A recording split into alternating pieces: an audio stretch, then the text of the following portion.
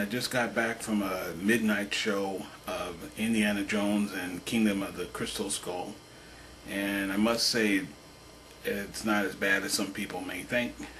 It's not the best in this series. I think I would probably place it in between Temple of Doom and Last Crusade, and I personally like Temple of Doom. A lot of people didn't, but the movie opens with the Russians are in the desert, Roswell, New Mexico, and they're going to Area 51, the hangar that contains all the U.S. government secrets, and they take control of the hangar, and eventually they kidnap Indiana Jones, and Indiana Jones has a partner who's been working with him, but he turned out to be a traitor, basically working with the Russians, and he just basically helped deliver Indiana Jones to the Russians just for money, for monetary gain.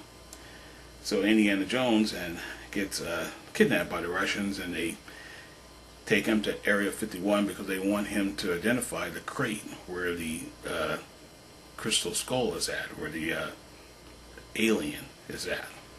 He doesn't know. Indiana Jones doesn't know what's in it.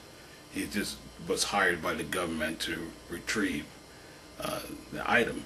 And eventually Indiana Jones escapes from that situation, but he gets accused by the government of being a communist.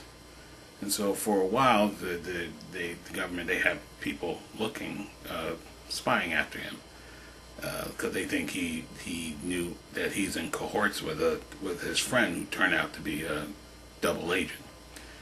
So but eventually he meets Shia LaBeouf one day, whose character his name is Mutt, and he convinces Indiana Jones to go to Peru and help rescue his mom. He received a letter from his mother that her and an associate of hers and Indiana Jones, Professor Moxley, were both kidnapped by the Russians, and they were being forced to find a location to restore the crystal skull. And basically the Professor Moxley is not in right state of mind, and the Russians have threatened to kill both of them if they don't cooperate. So Indiana Jones has been recruited by Shia LaBeouf's character to go to Peru and rescue his mother and Professor Moxley. And when they get there, this is where the film kind of slows down a bit, because there's sequences where they're putting the clues together, and they are talking about the importance of the skull. So there's a lot of dialogue, there's a lot of talking during that part of the film, and the things don't really pick up until the Russians come back on the scene, and they try to kidnap Indiana Jones and Shia LaBeouf, which they do, and get them to cooperate with them.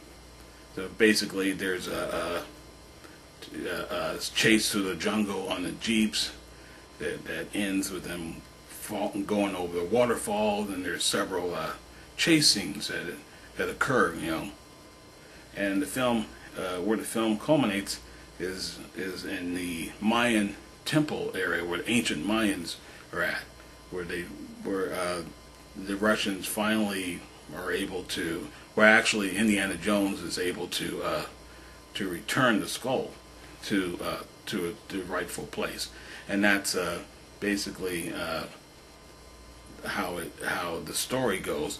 But that's where the movie takes a different turn, because it gets into a sci-fi element there.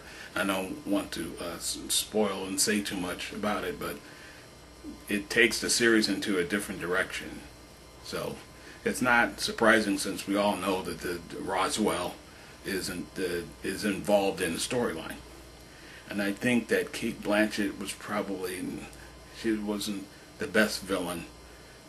She really came across as Natasha from the Rocky and Bullwinkle shows. I mean, she did a good job, but she was more of a caricature than anything else.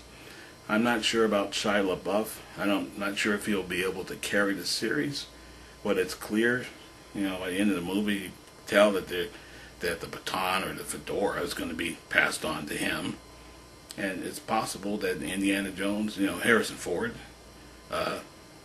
himself may be in the next Indy film. We don't know, so we have to see. But the ending is a big spectacle, special effects, extravaganza, and it has a very strong ending.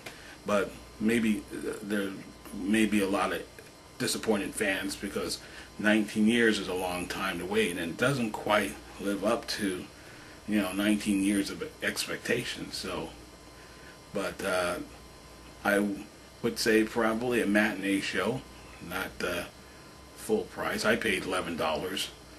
Maybe I should have went to a matinee show, but I wanted to be one of the first ones to see it. But it's clear to me that Harrison Ford is getting too old for the part, and it needs to be passed on to someone else. They do make a couple of jokes about his age in the film, and there are a lot of references in the film that refer to the other films. So, but it doesn't.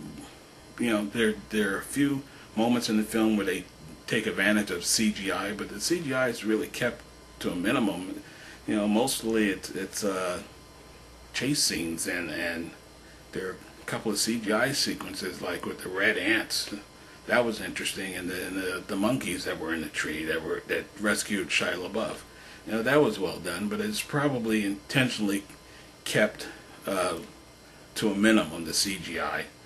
But I thought it was a fair movie, so just don't expect too much, and maybe you won't be disappointed. Okay? Well, until next time, take care.